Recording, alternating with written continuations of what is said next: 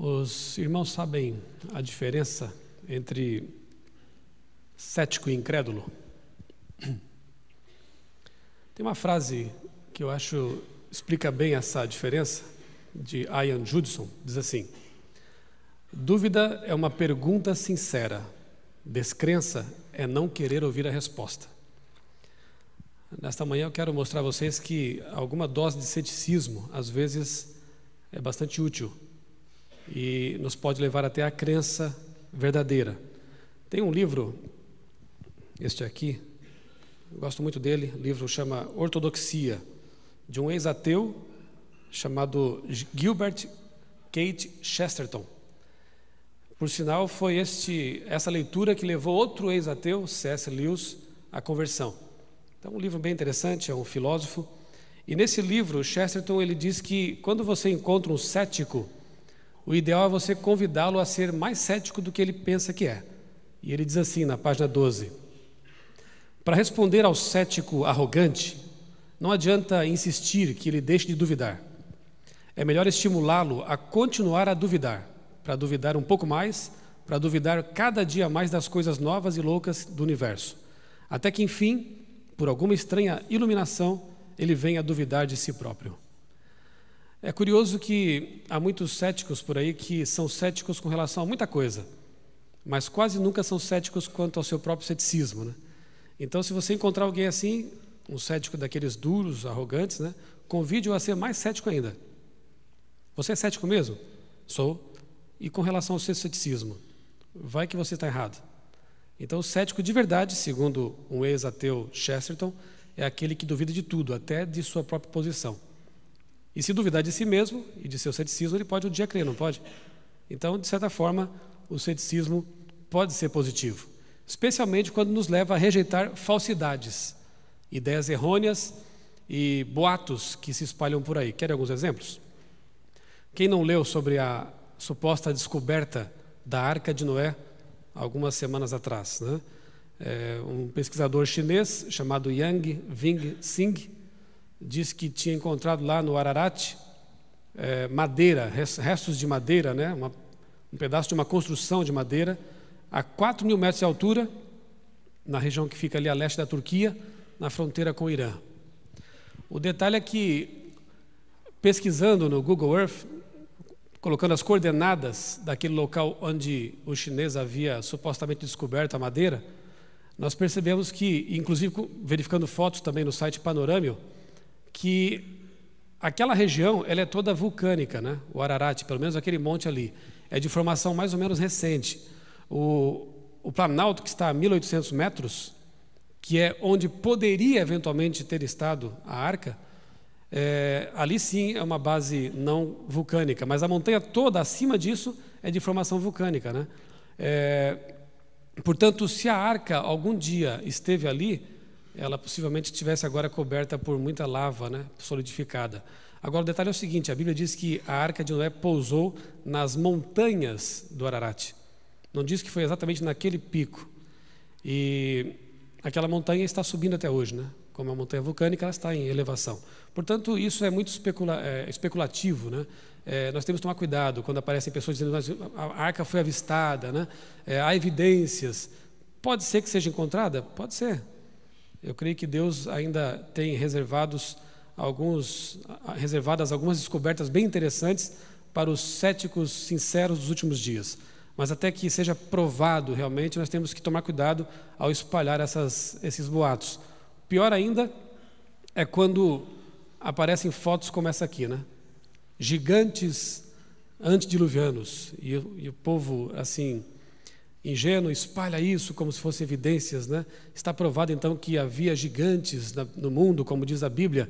Mas se você prestar bem atenção, olha o tamanho desse crânio aqui, em comparação com o arqueólogo ali, o paleontólogo, né? Esse aqui é pior ainda, né? Olha o tamanho desse corpo aqui, desse suposto fóssil, né? E isso rodou o mundo aí, né? Pessoas enviando por e-mail, recebendo isso e achando que era uma tremenda evidência. Até que se descobriu que isso aqui havia sido um concurso de Photoshop e esse aqui tinha sido o primeiro lugar, né? Na competição. De fato, os meus amigos aí da arte devem concordar que é um bom trabalho, né? Mas isso foi uma montagem. Por que é bom nesse momento exercer um pouquinho de ceticismo? Segundo Ellen White, Adão teria mais ou menos quantos metros? O que ela diz? 4 metros, né? Quantos metros teria esse suposto ser humano aqui? Olha, só a cabeça dele é do tamanho de um homem. Chegaria uns 10 metros, né? Então, nessas horas é bom você ficar com o pé atrás, duvidar de suas certezas, né?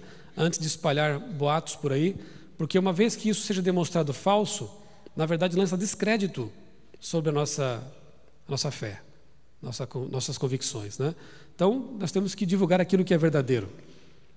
Um outro pesquisador famoso que tem rodado aí o mundo pela internet, né, é o Ron Wyatt, que por sinal, por ter um nome parecido com White, alguns até acham que é parente, teria sido parente de Ellen White ou descendente, não tem nada a ver.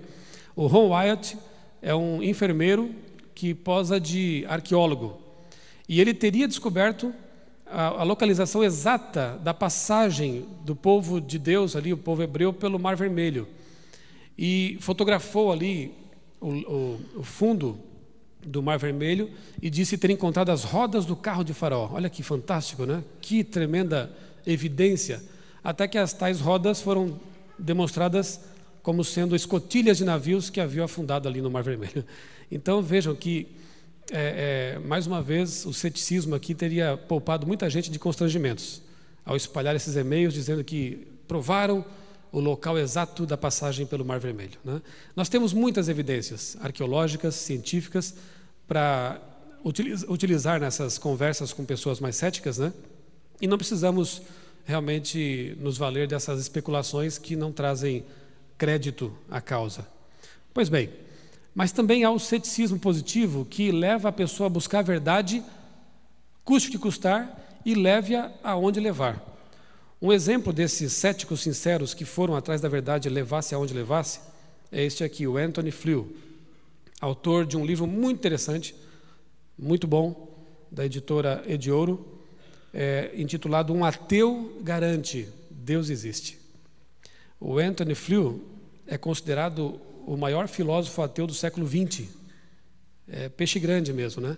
Ele escreveu tratados de filosofia que até hoje são estudados nos cursos de filosofia aí pelo mundo.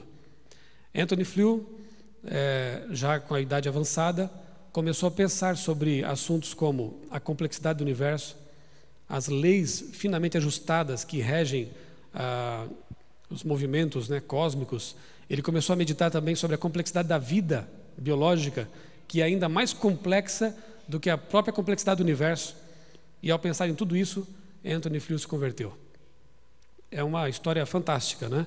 E ele diz aqui na página 144 de seu livro, ele faleceu faz alguns meses, né? Mas pelo que você lê no livro e pelo apêndice que ele colocou no fim, tratando da ressurreição de Cristo, dá para se perceber que ele morreu como um cristão.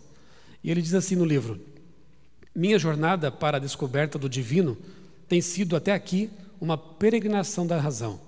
Segui o argumento até onde ele me levou, e ele me levou a aceitar a existência de um ser autoexistente, imutável, imaterial, onipotente e onisciente. É Deus. Então vejam que nem sempre o ceticismo é algo negativo. A incredulidade sim, porque ela já é uma posição que a pessoa assume. Eu não vou crer. Você pode apresentar as evidências que você quiser, mas eu não creio.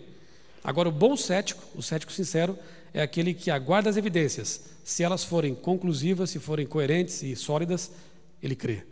Anthony Flew é um exemplo. Há outros, muitos outros, né? A casa lançou agora recentemente um livro intitulado A Ciência Descobre Deus, Dr. Ariel Roth. Ele é um zoólogo adventista. E esse livro também é muito bom. É escrito por uma pessoa que já crê em Deus, um cientista cristão, e você deveria usá-lo como evangelismo para essas pessoas que têm assim uma necessidade de evidências mais profundas e científicas, né? É um livro que vale a pena ser lido e usado como evangelismo, né? Pois bem, eu quero me voltar agora para a Bíblia e analisar o caso de um discípulo que também foi cético, um bom cético, um cético sincero.